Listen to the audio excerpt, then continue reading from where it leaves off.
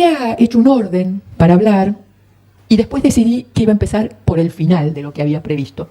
Luego volveré al comienzo. El final decía así: finalmente la convocatoria de este encuentro, ¿qué necesitan? ¿No? Es una pregunta a la que cada uno de los aquí presentes quisiéramos no solamente contestar teóricamente, sino estar a la altura de las circunstancias de hacer frente a eso que necesitan. Yo les pido que, si quieren interrumpirme ahora me pueden interrumpir, sino que vayan anotando todo lo que yo voy como nombrando, así casi como dejando caer, sin que me dedique particularmente ahora a trabajarlo. ¿Qué necesitan los chicos de los grandes? Y encontré una referencia relativa a esto de un psicoanalista, Dubois, que dice: el niño espera a un adulto que debería saber esperar a un niño. Parece casi un juego de palabras. Un niño espera a un adulto que debería saber esperar a un niño. Pero en realidad raramente, aclara Dubois, se encuentran allí donde se esperan. Un niño cuando llega no sabe por qué está ahí, no sabe por qué está ahí y no en otra parte, no sabe por qué son esos y no otros los que lo reciben, los que eventualmente lo estaban esperando. No saben por qué le tocó esta u otra tierra, ni tampoco pertenecer a tal o cual otra clase o sector social. No sabe por qué va a hablar una lengua y no otra. No sabe por qué o qué se hará de su cuna. Y alrededor de esto se cavan, se tejen, se entretejen unos malos entendidos. El niño vive en presente, vive, explora, goza y sufre el presente.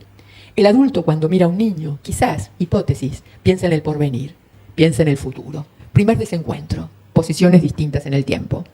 Quizás, para que el niño tenga cierto futuro, el grande no deja de pensar en él, pero a veces trata de pensar por él.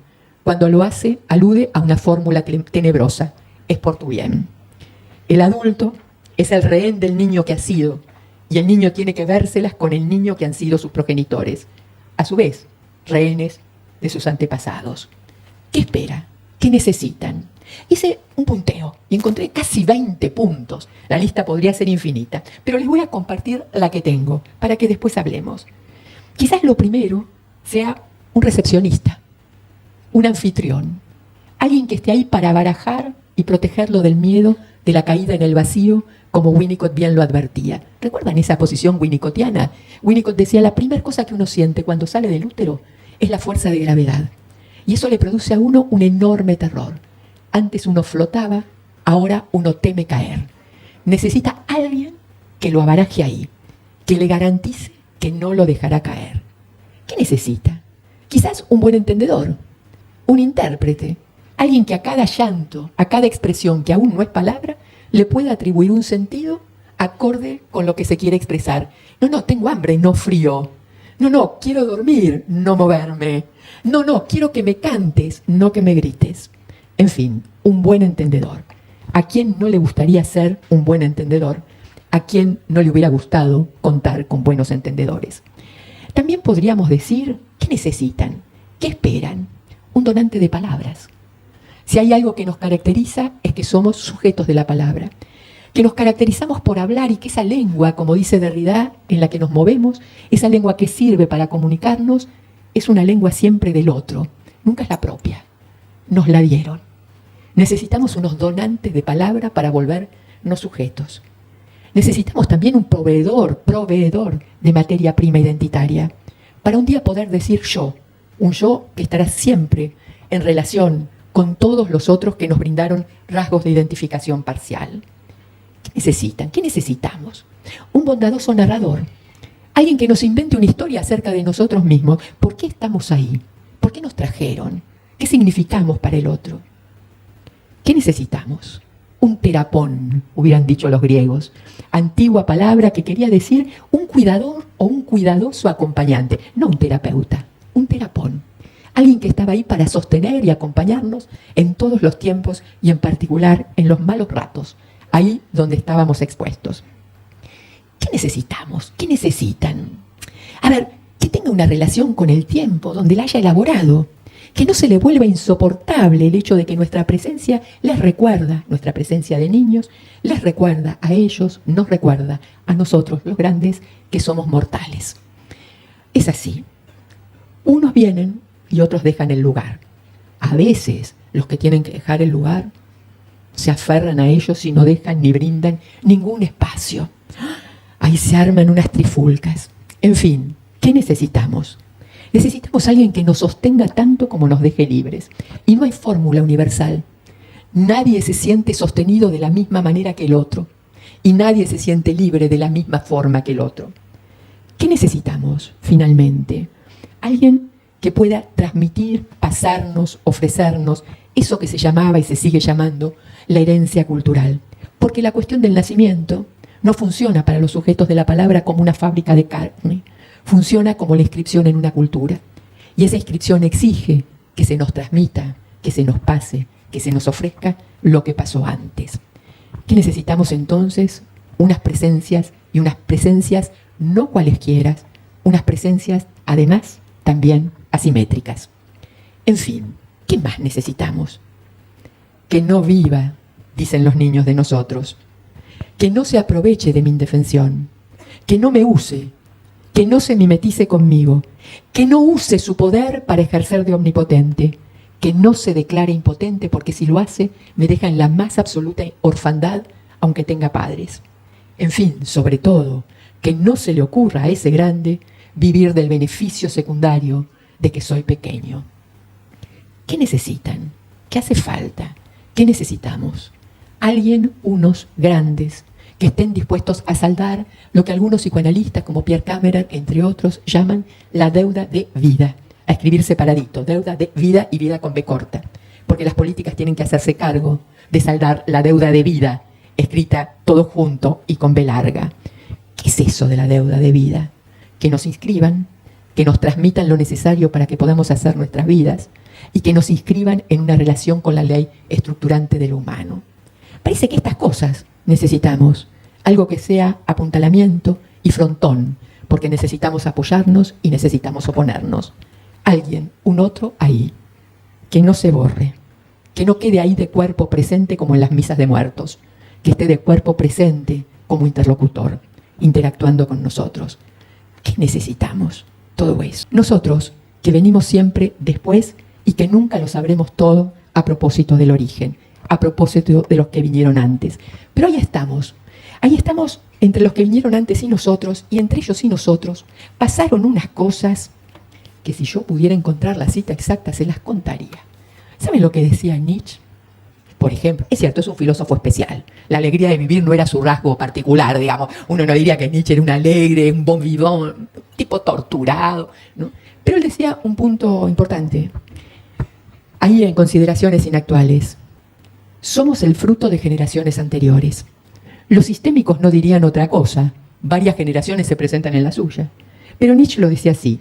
Somos el fruto de generaciones anteriores, de sus extravíos, de sus pasiones, de sus errores, incluso de sus crímenes. No es posible cortar totalmente la cadena. Podemos condenar los extravíos, pero somos sus herederos. Somos sus herederos. Herencias, nos recordaba Goethe felizmente, que es menos lo que recibimos que lo que hacemos con lo que recibimos. Digo esto porque si no la cita de Nietzsche es así, una especie de montaña que cae sobre nuestra cabeza y no nos permitiría levantar nunca más la vista.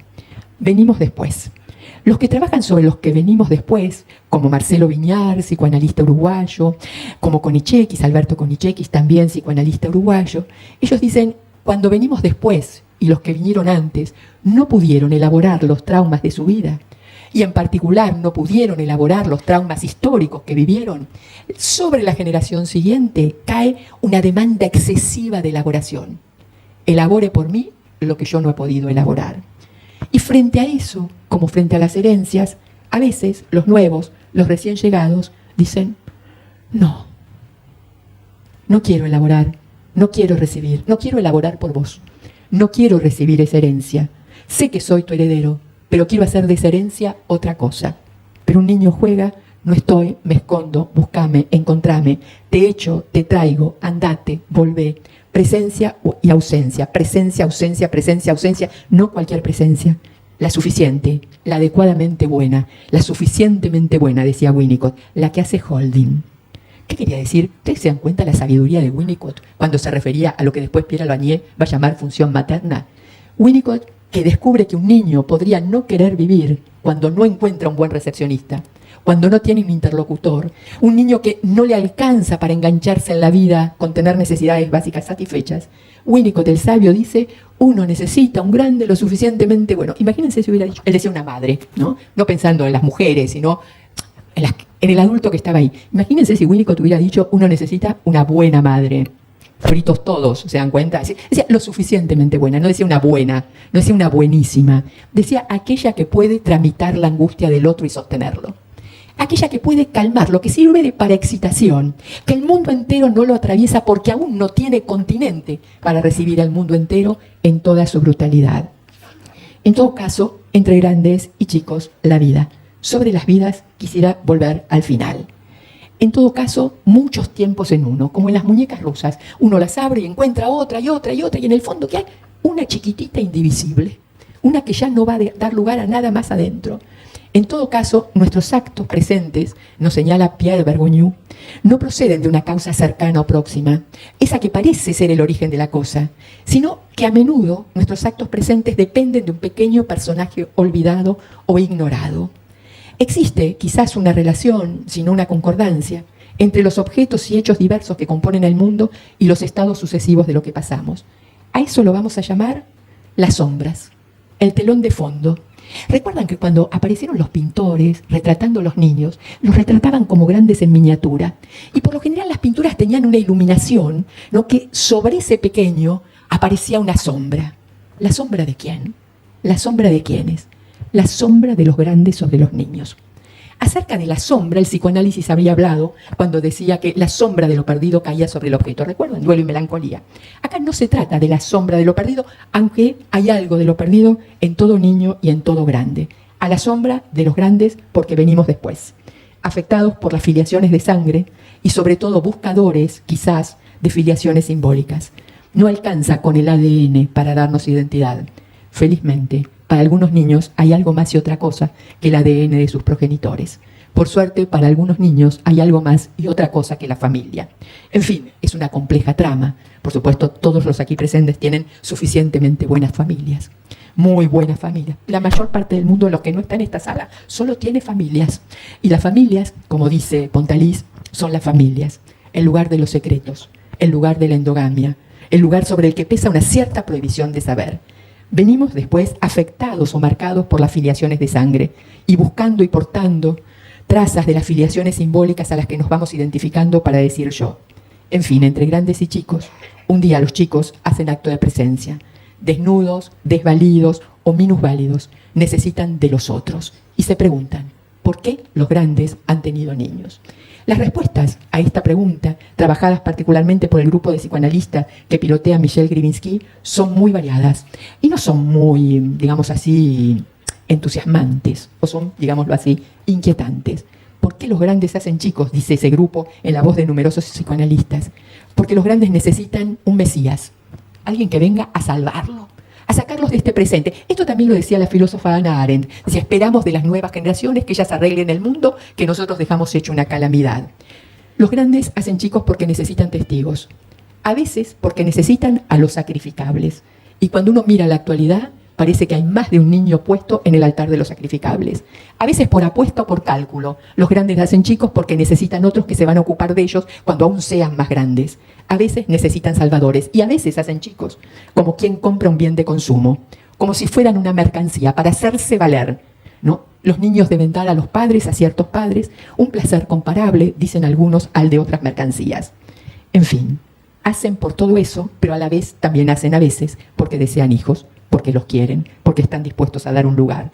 En todo caso, hagan lo que hagan, como diría Hegel, los padres cuando contemplan a la infancia, lo que contemplan es su propia supresión.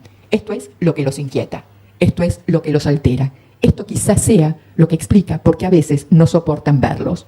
En fin, hacen ahí, chicos. A veces los hacen como objetos narcisistas, a veces los hacen para volverlos esclavos. Ustedes saben, en Haití, pero no solo, yo había estudiado durante mucho tiempo una figura que el psicoanálisis proponía para pensar la relación entre grandes y chicos, que tomaba una vieja expresión del creol. La expresión es reste avec.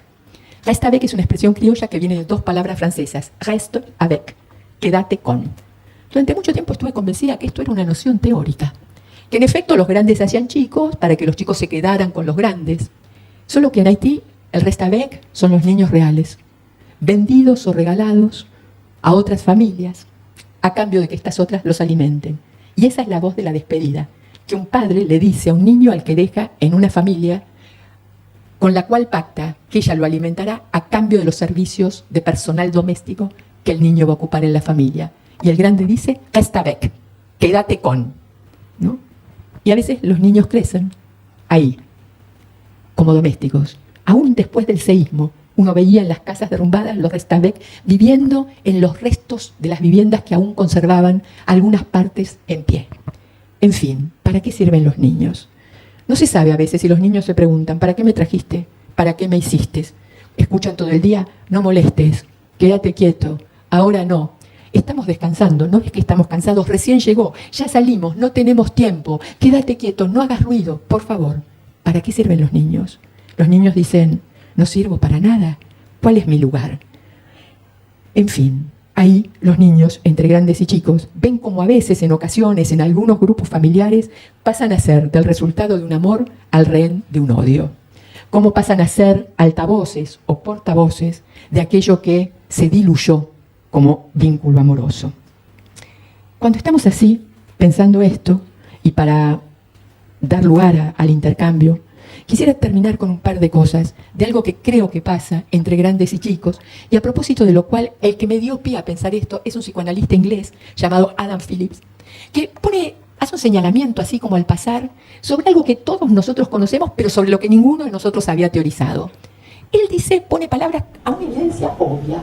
Dice, cada uno de nosotros como grandes tiene lo que él llama, lo que nosotros llamaríamos también, su vida vivida.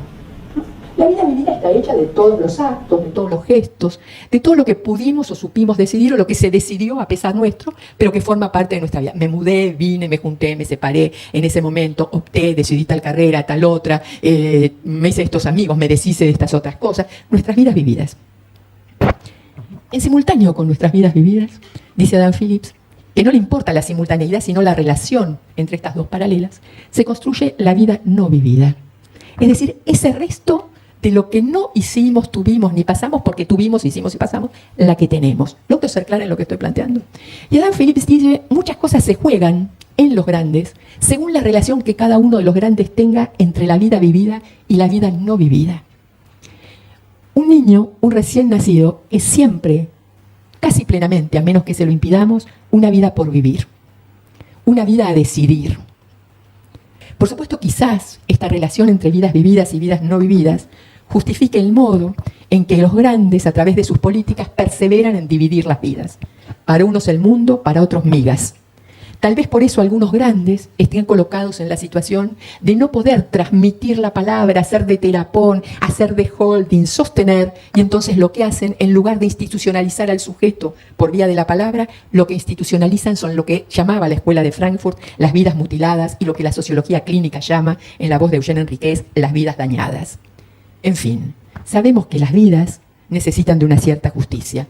Así nos lo recordaba Derrida, diciendo que hay justicia sí y solo sí. En el momento en que se toman decisiones políticas, se tienen en cuenta a dos fantasmas, a dos ausentes, el fantasma de los que ya no están y el fantasma de los que aún no llegaron. Por supuesto, la presencia, la convocatoria a estos dos fantasmas escasea. Por eso, la justicia de nuestro tiempo no abunda.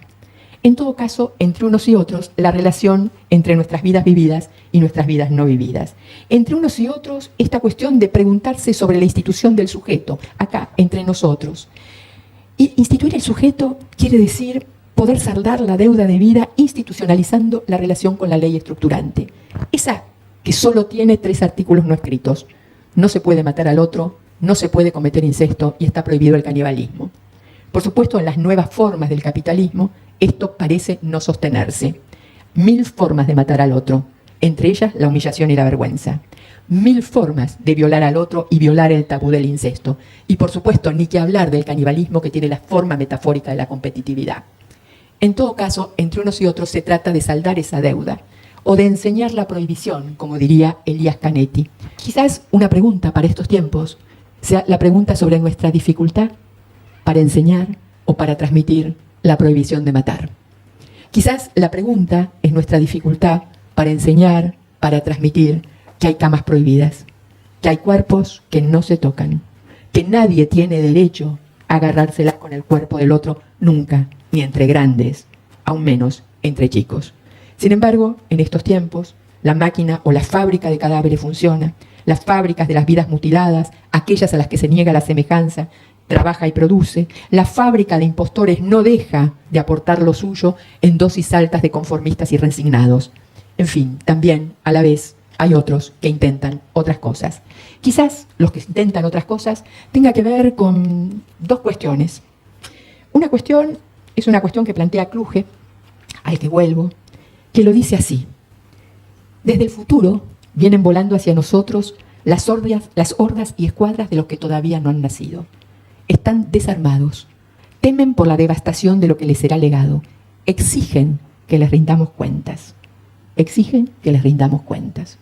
Habrá algunos que recuerdan que los que están por venir exigirán tal vez que les rindamos cuentas. En fin, en todo caso es así.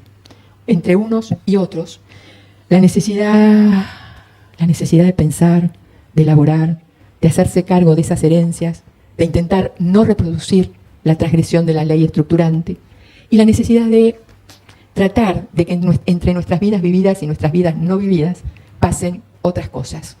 Podría decir acá fin, pero como dice Murakami en un libro magnífico que les recomiendo que se llama Baila, Baila, después de contar su autopresentación, que era algo que los profes siempre le preguntaban y le pedían y que él se sentía mal, dice fin. Sin embargo, las cosas no terminan tan fácilmente. Cuando alguien le pide algo a la vida y quien no lo hace, la vida le exige mucho más. Más datos, más información, le exigen más puntos para poder trazar una imagen clara. Si no, no se obtienen respuestas. Datos insuficientes, respuesta denegada, pulse la tecla de cancelación. Pulso la tecla de cancelación. La pantalla se pone en blanco. Mis compañeros de clase empiezan a lanzarme cosas. Habla más, me piden, háblanos más de ti. El profesor me mira y frunce el ceño. Yo me quedo mudo, petrificado sobre la tarima. Hablaré. Si no, nada podrá empezar. Hablaré todo lo que pueda. Más tarde ya se juzgará si es correcto o no. Muchas gracias. Bueno, me quedé con algo que dijo, de qué esperan los niños de los adultos, y hizo una mención a varias cosas. Y decía esto de que sea un donante de palabras y que sea un proveedor de materia prima identitaria. Más allá de padres e hijos, que es la relación que más nombró, en la escuela también se construyen estas identidades. ¿Qué pasa en las relaciones en donde el niño siente que no es visto, que no es receptor ni de palabras ni de materia prima para generar su identidad o para construirla? Cuando se siente invisible ante la mirada adulta, que no son los padres, son, digamos, los educadores, que es su responsabilidad directa, ¿no? ¿Qué pasa con esa relación que evidentemente no se está dando? ¿Tu nombre de pila es? Solange. Solange, gracias Solange. La intervención de Solange es muy pertinente y muy atinada, y yo quisiera, si ustedes me aguantan un cachito, ¿no? Aprovechar para abrir unas cuestiones. Los que trabajan sobre construcciones identitarias, insistiendo sobre el hecho de que uno no nace con una identidad, sino que la identidad es el producto de un trabajo que empieza y termina cuando nos morimos, ¿no? Y en particular pienso en Kammerer. Kammerer dice, el primer material identitario que nos ofrecen los progenitores cuando llegamos es, fíjense lo que dice, ¿no?, el de los antepasados muertos. Podríamos decirlo así: cuando uno llega tan extranjero, ¿no?, tan raro es uno. No habla, no lo entienden, no se sabe muy bien qué va a hacer, a quién se va a parecer. Hacemos todo por volverlo de los nuestros, ¿no? A veces le marcamos el cuerpo. Ustedes saben que hay costumbres que le marcan el cuerpo para garantizarse que es de esta tribu y no de otra, ¿no? Por supuesto, si nosotros fuéramos solo la proyección de los antepasados muertos, se imaginan que estaríamos bastante fritos, ¿no? Sin embargo, Freud había trabajado este punto diciendo que nosotros teníamos en la manera de nombrar, ¿no?, una forma de hacer reaparecer los ancestros, ¿no? Les revenants, los que vuelven, ¿no? Entonces le ponemos el nombre del abuelo, del tío, del tatarabuelo. Es una manera de asegurarse una relación con los antepasados que ya no están. Pero por supuesto es un material identitario que nos marca, que felizmente no suele serlo todo. Digo felizmente porque a veces cargar con un nombre para un niño puede llevarle mucho tiempo de la vida sobreponerle a la manera en que ha sido nombrado y a lo que eso significa del fantasma que representa, ¿no? Seguramente a ustedes no les habrá pasado, pero uno suele saber de alguien al que le pasó, que carga con ese nombre, ¿no? Como que puede tener distintas maneras de decirse, pero que Lázaro condensaría, ¿no? El que resucita, ¿no? Ahora bien, Kammerer dice, más allá de los antepasados muertos están los progenitores, es decir, los que te traen, ¿no? Podríamos decir los del ADN, pero en todo caso están los receptores, por llamarlo de alguna manera, que actúan, que ofician a modo, recuerdan Pierre Olagnier, función materna, función paterna. Entonces, esos son, dice Kammerer, el segundo material identitario que tenemos disponible.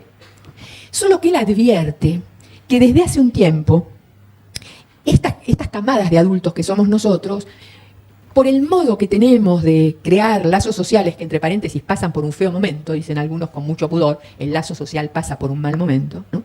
Nuestro material identitario se ha empobrecido. Es decir, que lo que tenemos para brindarle al otro no es muy consistente, no es muy sólido, no es muy atractivo, ¿no? Es como si nos hubiéramos empobrecido en nuestra propia construcción identitaria. Entonces un niño se da cuenta que esto lo deja como también medio así como desguarecido. Necesita más material identitario, porque para poder decir yo, que parece primera persona del singular, ¿no? Como sin los otros, hace falta de muchos otros, ¿no? Entonces Kammerer dice, bueno, cuando los del núcleo del nicho de crianza no ofrecen suficiente material identitario, los pibes recurren a lo que recurrieron a lo largo de la historia. La madre de la amiga, el padre del vecino, etcétera, etcétera. Solo que, dice, estos forman de la misma parte de la misma camada de adultos igualmente empobrecidos en su material identitario. Razón por la cual el niño no encuentra ya tanta variedad como en otro tiempo, ¿no? Que alguien podría decir, yo quisiera tener de mamá a la madre de Susanita o de Felipito o de quien fuera, ¿no? Entonces empiezan a buscar otros. Y como les pasa lo mismo en la actualidad a todos los adultos, se van quedando así como con una gran desazón, ¿no? Él dice una cosa muy contundente, ahí dice, los pibes tienen una última esperanza, esperan que sus maestros les resuelvan la cosa. Y como además dicen, son maestros, los chicos tienen la esperanza de que, como el otro maestro, entienda algo de lo que es un niño, ¿no? Por supuesto, ustedes saben la continuación de esta historia. Los maestros forman parte de la misma camada de adultos, están en la misma cuestión. Kammerer no menciona, pero nosotros yo creo que tenemos que agregarlo, es que en desesperación de causa, por decirlo de alguna manera, los pibes empiezan a buscar rasgos de identificación horizontal, ¿no? Entonces aparecen estas casi mimetizaciones, que por supuesto eran propias de ciertos momentos de la vida. Digo, todos fuimos adolescentes, todos teníamos una especie de amiga o amigos casi siamés, ¿no? Es una especie de gemelo, de doble, que se vestía como nosotros, hablaba como nosotros, quería lo que nosotros queríamos, etcétera, etcétera. Estamos hablando de algo más que esto.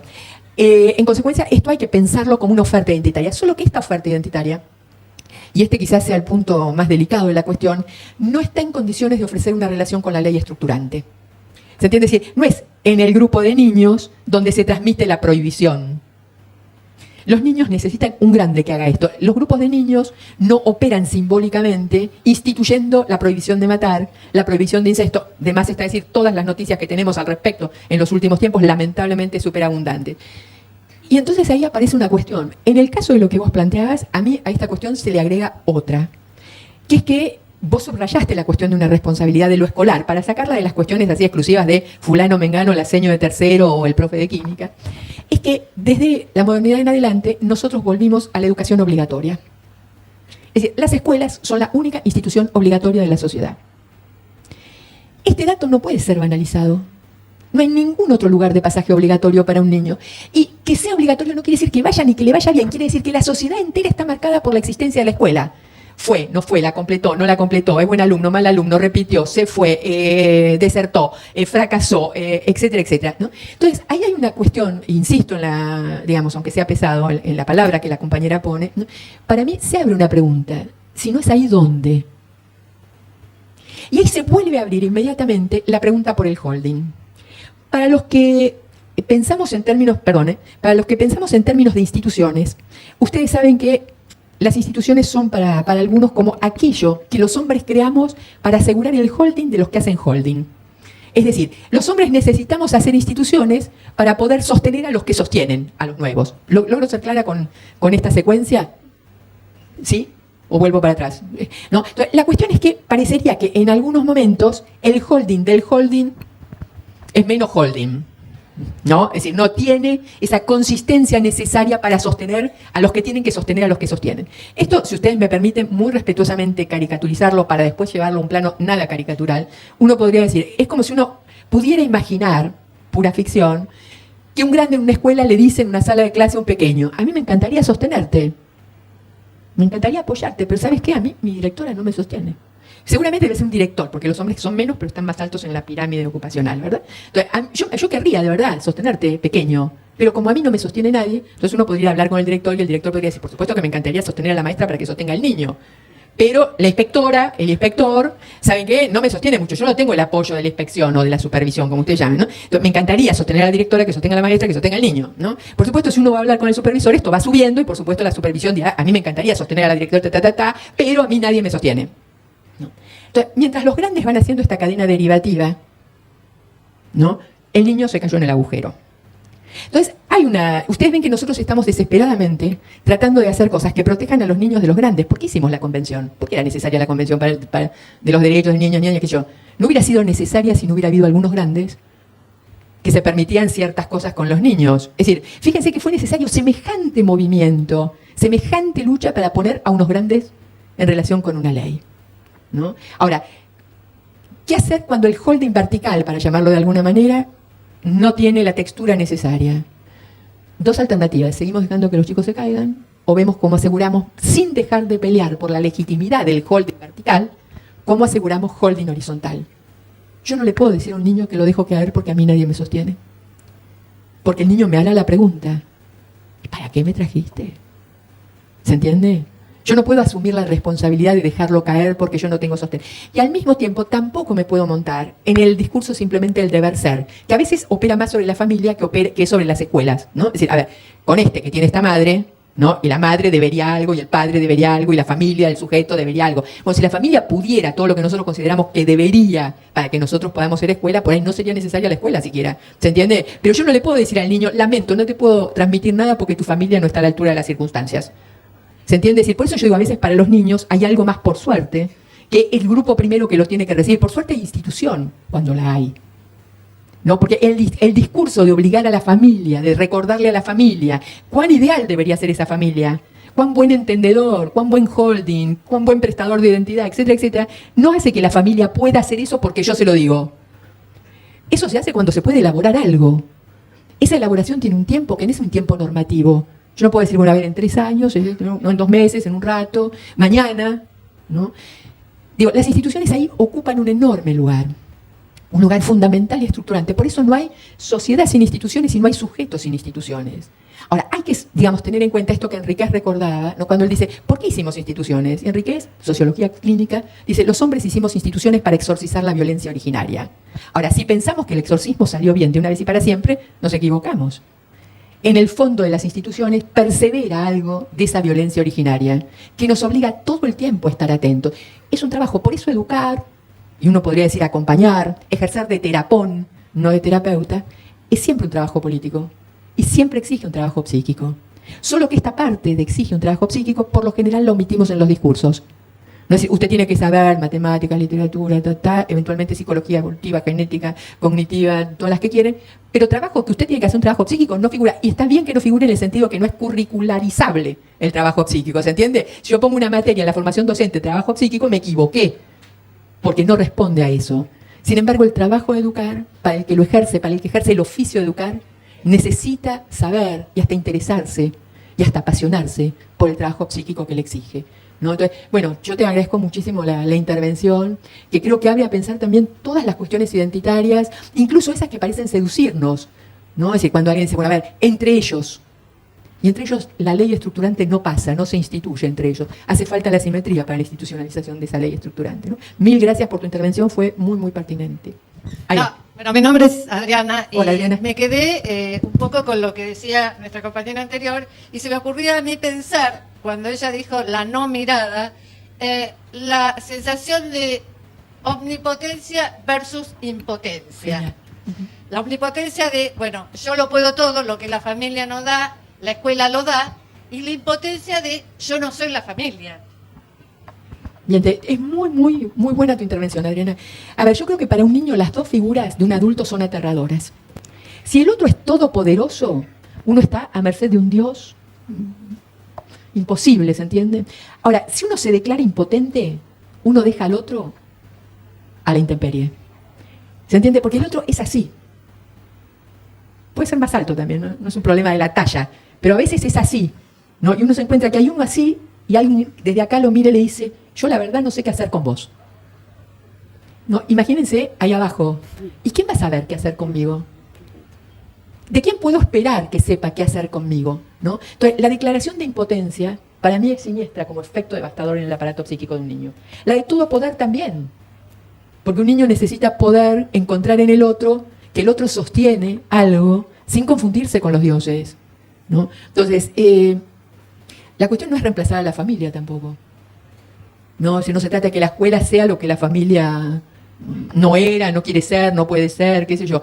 Porque por lo general la escuela además viene a oficiar de separación de la endogamia de lo familiar.